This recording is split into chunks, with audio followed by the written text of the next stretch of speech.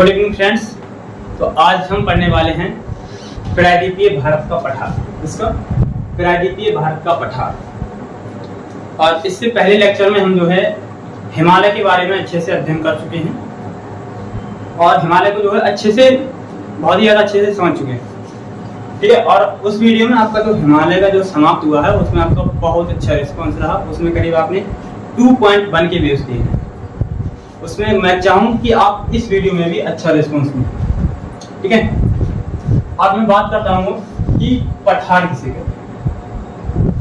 क्या चीज? पठार किसे कहते हैं। मान लीजिए, ठीक है, ये क्या कहलाएगा आपका? ये मान लीजिए पठार है, ये है पहाड़ और ये है आपका पर्वत। पठार, पहाड़, पर्वत, इन तीनों में अंतर क्या है? जिस पर हम चल भी सकते हैं और दौड़ भी सकते हैं उसे क्या कहेंगे हम? उसे हम कहेंगे पठार। जिस पर केवल हम चल सकते हैं, दौड़ नहीं सकते, केवल चल सकते हैं, दौड़ नहीं सकते, उसे हम क्या कहेंगे? पहाड़ कहेंगे। और जिस पर हम ना ही चढ़ सकते हैं, ना ही चल सकते हैं, ना ही दौड़ सकते हैं, उस पर सिर्फ हम फतेह हासिल कर सकते हैं, उसे हम क्या कह सकते हैं? पर्वत कहेंगे। ठीक है।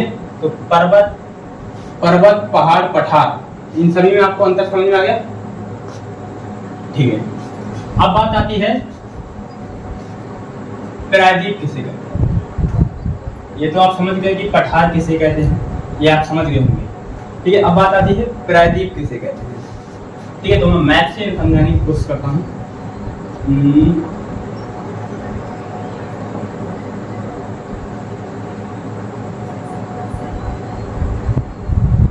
ये कुछ इस तरह से अपने क्या है,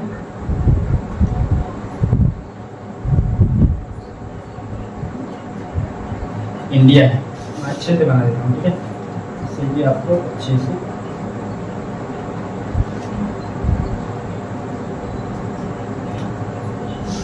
याद है।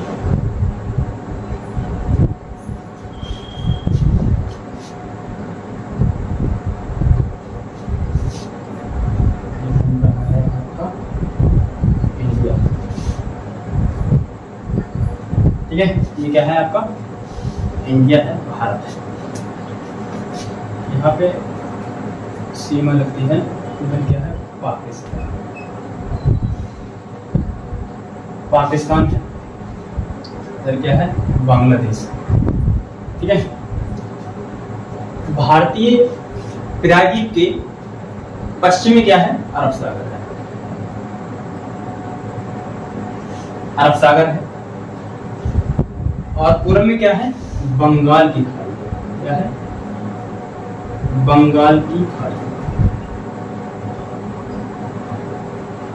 बंगाल की खाड़ी है। ठीक है। और दक्षिण क्या है? दक्षिण क्या है? हिंद महासागर।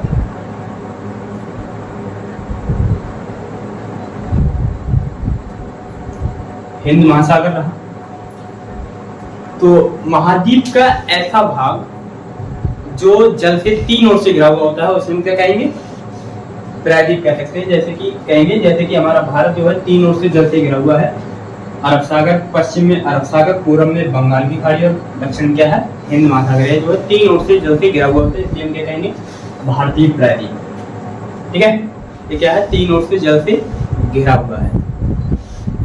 ठीक है। अब बात समझ में आ गई होगी आपके।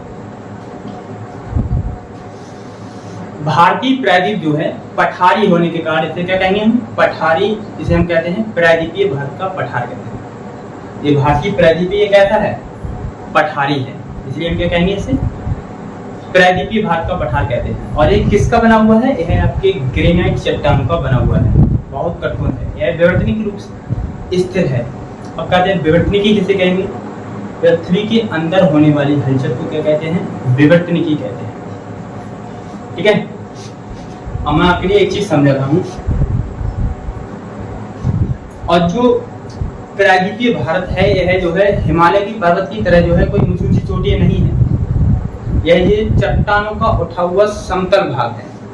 ऐसा चट्टानों का उठा हुआ समतल भाग है भारतीय प्रायद्वीप। ठीक है, हम आपके लिए एक चीज समझाता हूँ। यहाँ पे है, समझा देते हैं थोड़ा। ये मान लीजिए अफ्रीका है, तो जो भारतीय प्रायद्वीप है अफ्रीका से टूटकर उत्तर पूर्व की ओर प्रवाहित होते हुए, इधर उत्तर पूर्व की ओर प्रवाहित होते हुए 33 सागर में जमा अवसादी मलबे से जब टकराए तो हिमालय जैसे नवीन वलित पर्वत का निर्माण होता है। आपने जो नहीं देखा है हिमालय पर्वत का निर्माण कैसे हुआ, वो हमारा पिछला लेक्चर है, उसमें जाकर के देख सकते हैं, आपको अच्छे से समझ आ जाएगा। फिलहाल मैं बता देता हूँ, अवसादी मलबे में जमाव के कारण जो है हिमालय जैसे नवीन वलित पर्वत का जो है निर्माण होता है। ठीक है, और जो भारतीय प्रायद्वीप है ये किसका भाग है? ये गोंडवाना लैंड का भाग है।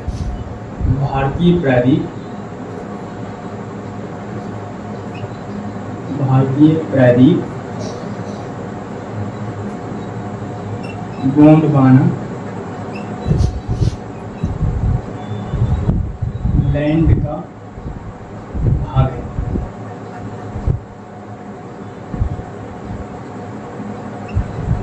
इसका भारतीय प्रायद्वीप गोंडवाना लैंड का भाग है। इतनी बात समझ में आ गई। अब मैं आपके लिए कुछ बता देता हूँ। यहाँ पे क्या है, ये हिमालय है। ठीक है, ऑलराइट। यहाँ पे है आपका अरावली पर्वत रेंज। क्या चीज है? अरावली। ठीक है, और फिर आता है आपका इधर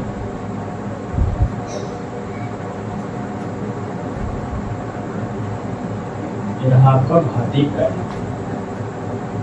ठीक है, और इधर रहा आपका, इधर रहा आपका विंध्याचल पर्वत। कौन सा? विंध्याचल पर्वत। फिर आता है आपका ये सतपुड़ा पर्वत। ठीक है, क्या आता है? सतपुड़ा पर्वत जो है 3 भागों में बटा हुआ है। फिर यहाँ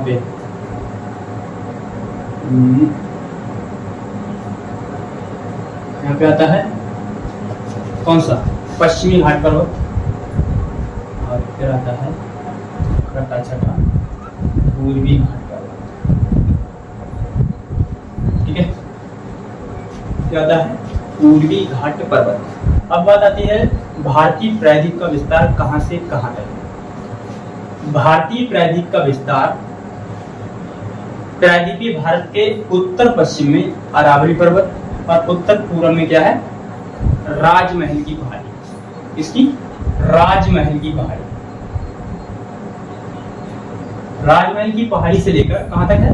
कन्याकुमारी तक। कहां तक है? कन्याकुमारी तक है। आज आप देखते हैं कि मेघालय का पठार,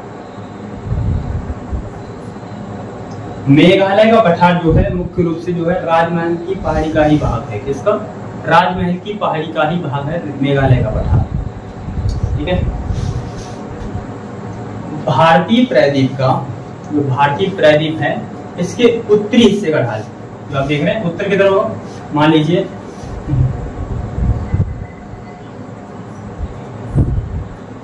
यह है आपका भारतीय प्रायद्वीप। ठीक है, भारतीय प्रायद्वीप के उत्तरी हिस्से, उत्तर होगा ऊपर, नीचे क्या होगा? दक्षिण। ठीक है, इधर क्या होगा आपका? पूरब, और क्या होगा आपका? पश्चिम। भारतीय प्रायद्वीप के उत्तरी हिस्सा। अब इसका उत्तरी हिस्सा कौन सा होगा? यही तो होगा। इसका उत्तरी हिस्सा यही तो होगा। इसके उत्तरी हिस्से का ढाल जो है किधर है? उत्तर की तरफ है, मतलब कि इधर है। ठीक है, मतलब कि क्या कहते हैं कि गंगा घाटी की तरफ है। ठीक है, यही कारण है कि चंबल, बेतवा और सोन नदी जो है अपना जल जो है गंगा और यमुना नदी में मिलती है। ठीक है, कहाँ मिलाती हैं? गंगा और यमुना नदी में मिलाती है। अब मैं आपके लिए एक नोट करके पॉइंट लिखवा देता हूँ। नोट करके लिखेंगे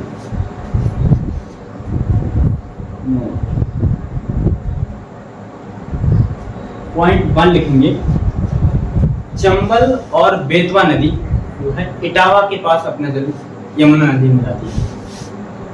चंबल और बेतवा नदी, बेतवा नदी इटावा के पास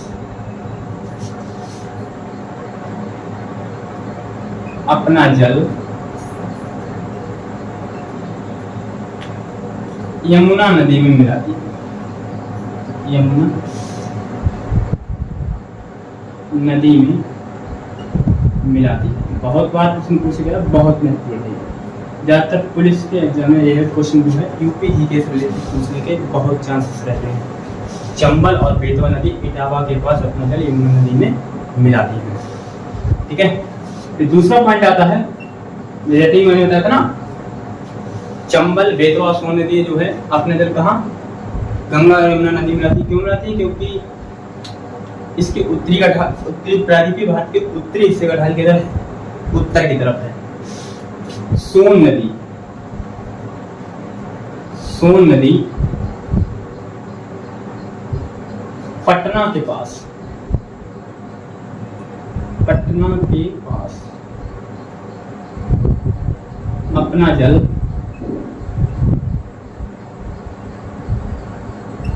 पटना के पास अपना जल कहाँ मिलाती है? गंगा नदी में मिलाती है। कहाँ? गंगा नदी में मिलाती है।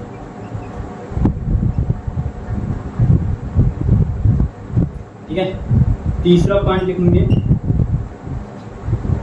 कौन सा? यमुना नदी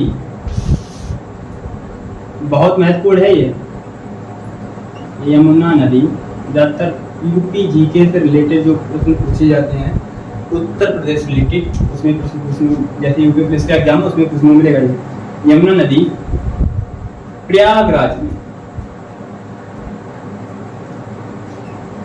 प्रयागराज में गंगा नदी में अपना जल मिलाती है। प्रयागराज में गंगा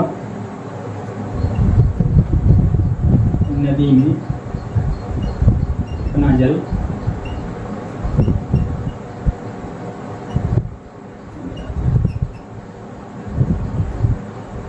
ठीक है, इतनी बात ध्यान रहेगी।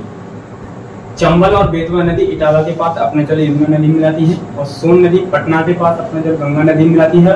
यमुना नदी प्रयागराज में गंगा नदी में अपना जल मिलाती है। ये थी कुछ महत्वपूर्ण बातें, नोट कर लेंगे, भूलने की कोशिश नहीं करेंगे बिल्कुल भी। ये पुलिस के लिए एग्जाम जैसे के लिए, पुलिस जैसे एग्जाम के लिए बहुत ज्यादा महत्वपूर्ण। ठीक है, अब मैं इसे मिटाता हूँ। अब आगे बढ़ते हैं इससे।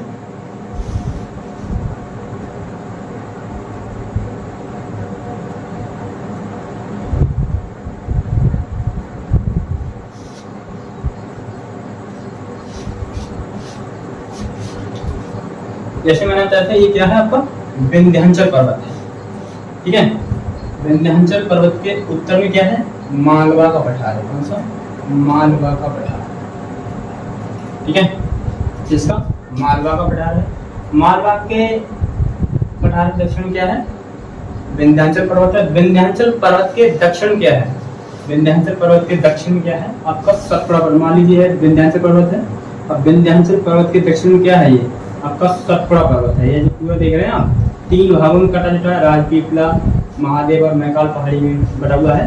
ये आपका क्या है? सतपुड़ा पर्वत। सतपुड़ा पर्वत ये कहाँ है? आपके मध्य प्रदेश में है, मध्य प्रदेश में। ठीक है, सतपुड़ा पर्वत। सतपुड़ा पर्वत के दक्षिणी, सतपुड़ा पर्वत के दक्षिण में जो है प्रायद्वीपीय भारत के पठार का ढाल किधर है? पूरब की तरफ है। मान लीजिए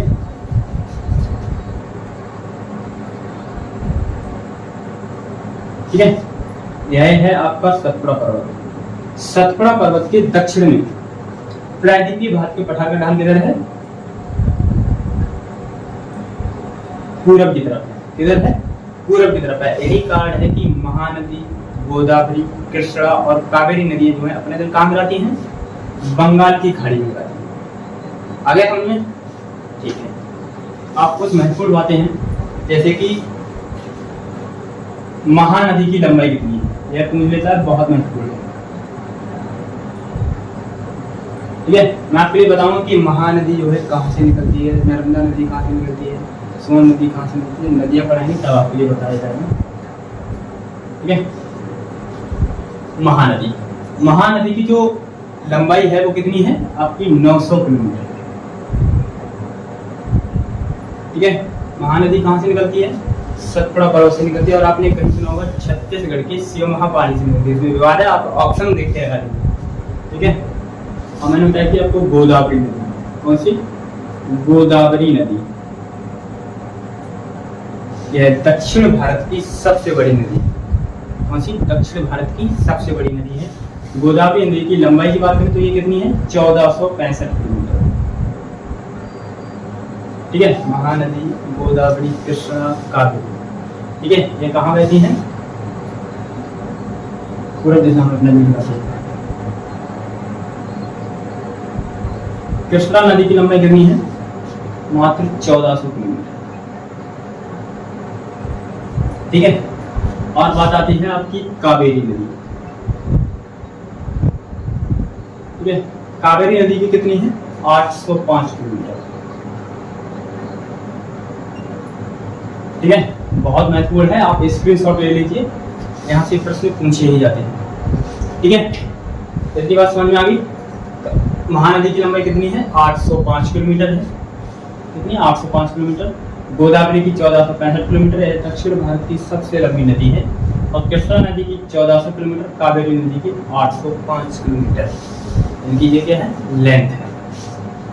ठीक है, अब बात आती है आपके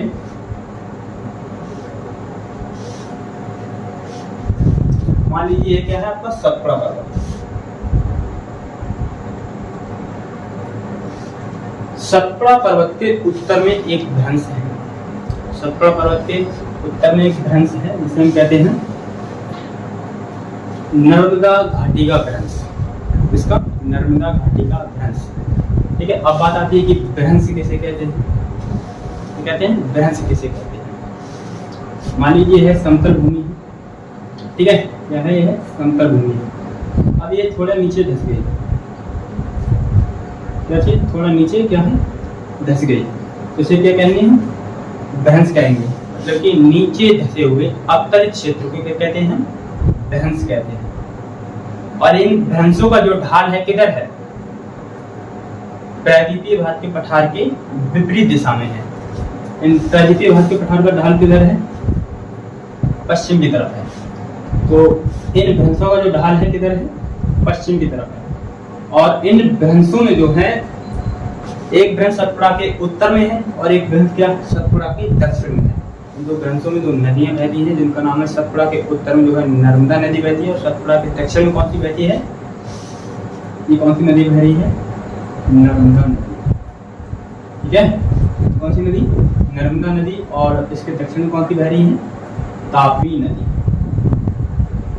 ठीक है, यह नर्मदा नदी जो है अपनी ढाल के विपरीत दिशा में बहती है, मतलब कि यह नर्मदा नदी जो है उल्टी बहती है। ठीक है, और ये कहाँ है, सतपुड़ा पर्वत के उत्तर पश्चिम में, सॉरी भारतीय प्रायद्वीप के उत्तर पश्चिम में जो है दो भ्रंश है, एक नर्मदा घाटी की भ्रंश घाटी और दूसरी है तापी नदी की भ्रंश घाटी। ये जो नदियां हैं अपनी भ्रंश घाटी में बहती है। इतनी बात समझ में आ गई। नर्मदा नदी की लंबाई है 1312 किलोमीटर। ठीक है, अब तापी नदी की जो लंबाई है वह है आपकी 724 किलोमीटर। ठीक है, बहुत महत्वपूर्ण है, याद ही रखेंगे। ठीक है, यहाँ से बहती है और ये कहाँ गिराती है अपना जल, यह गिराती है आपके खंबात की खाड़ी में गिराती है। अब आपके लिए ऑप्शन में जो दे देगा खंबात की खाड़ी में दे दे और अरब सागर में देगा, इसका मतलब क्या है, वह आपसे एग्जैक्टली पूछ रहा है। ठीक है, तो आप कौन सा लगाएंगे, खंबात की खाड़ी। यदि खंबात की खाड़ी नहीं दिया होगा तो आप लगाएंगे अरब सागर। ऐसे पूछा कि नर्मदा नदी अपने जल कहाँ गिराती है, तो कहाँ गिराएगी, खंबात की खाड़ी दिया होगा तो खंबात की खाड़ी लेंगे, और दोनों दिया हो तो भी खंबात की खाड़ी लेंगे। यदि खंबात की खाड़ी नहीं दिया है तब आप लगाएंगे अरब सागर। और फिर यहाँ से बहती है तापी नदी। तापी नदी कहाँ जाती है अपने तरफ? अरब सागर में, खंबात की खाड़ी में। ठीक है, इतनी बात ध्यान रहेगी। अब बात आती है तापी नदी के मुहाने से। अभी देख रहे हैं तापी नदी के मुहाने से पश्चिमी तट के साथ साथ, पश्चिमी तट कौन सा होगा? यही तो होगा। पश्चिमी तट कौन सा होगा? ये है। पश्चिमी तट के साथ साथ, पश्चिमी तट के साथ साथ कार्डामन तक, ठीक है। और इधर पूर्वी तट के साथ साथ कार्डामन तक जो है, जो किसका विस्तार है? पश्चिमी तट के साथ साथ जो है पश्चिमी घाट पर्वत का विस्तार है, और पूर्वी तट के साथ साथ जो है पूर्वी घाट पर्वत का विस्तार है। अब ये दोनों पर्वत जहां मिलते हैं, यह दोनों पर्वत जहां मिलते हैं, उससे किसका निर्माण होता है? नीलगिरी पर्वत का निर्माण होता है। ठीक है, इसका नीलगिरी पर्वत का। मान लीजिए यह आपका क्या है? पश्चिमी घाट पर्वत है, और यह है आपका पूर्वी घाट पर्वत। अब ये जहां मिले उससे किसका निर्माण हुआ? नीलगिरी पर्वत का निर्माण हुआ। ठीक है, नीलगिरी पर्वत का निर्माण हुआ। अब नीलगिरी पर्वत के दक्षिण में पश्चिमी घाट पर्वत को जो है अन्नामलाई पहाड़ी के नाम से जाना जाता है। अब यहाँ पे मान लीजिए है नीलगिरी पर्वत है ना, ये वाला कौन सा है? नीलगिरी पर्वत।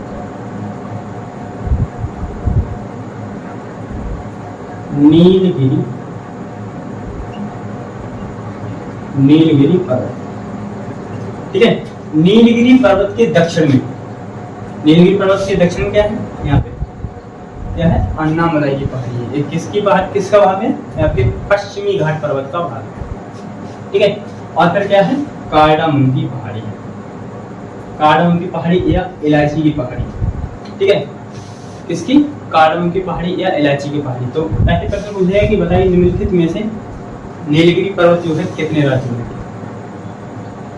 पढ़ा हुआ तो बता देंगे, वरना हवा फंसा कहते। ठीक है, नीलगिरी पर्वत का जो विस्तार है कितने राज्यों में है? 3 राज्यों में है। केरल में है, कर्नाटक और तमिलनाडु। कितने राज्यों में है नीलगिरी? तो ऐसे लिखेंगे, मैं ये मिटा देता हूँ।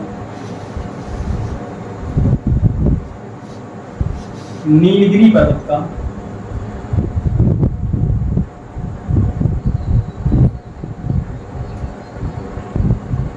का विस्तार 3 राज्यों में।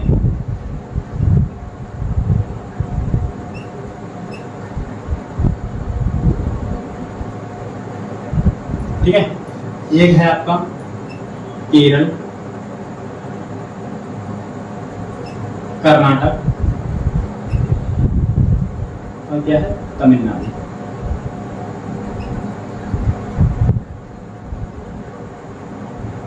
तीन राज्यों में है, केरल, कर्नाटक, तमिलनाडु। ठीक है, अब भारत की सबसे दक्षिणतम चोटी कौन सी है? भारत की सबसे दक्षिणतम चोटी कौन सी है? मैंने बताई थी कौन सी है? कार्डामन की पहाड़ी। यह है आपकी अन्नामलाई की पहाड़ी। ठीक है, ये बना देता हूँ। और यहाँ पे है आपकी कार्डामन की पहाड़ी। ठीक है, भारत की सबसे दक्षिणतम चोटी कौन सी है? कार्डामन की पहाड़ी या इलायची की पहाड़ी है। ठीक है, तो हम इससे अगले लेक्चर में क्या पढ़ेंगे? अरावली पर्वत, मालवा का पठार, विंध्याचल पर्वत, पूर्वी घाट पर्वत, पश्चिमी घाट पर्वत।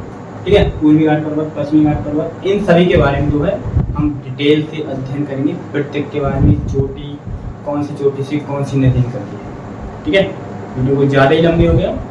ठीक है, तो मिलते हैं नेक्स्ट वीडियो में। तब तक के लिए बाय, जय हिंद, जय भारत।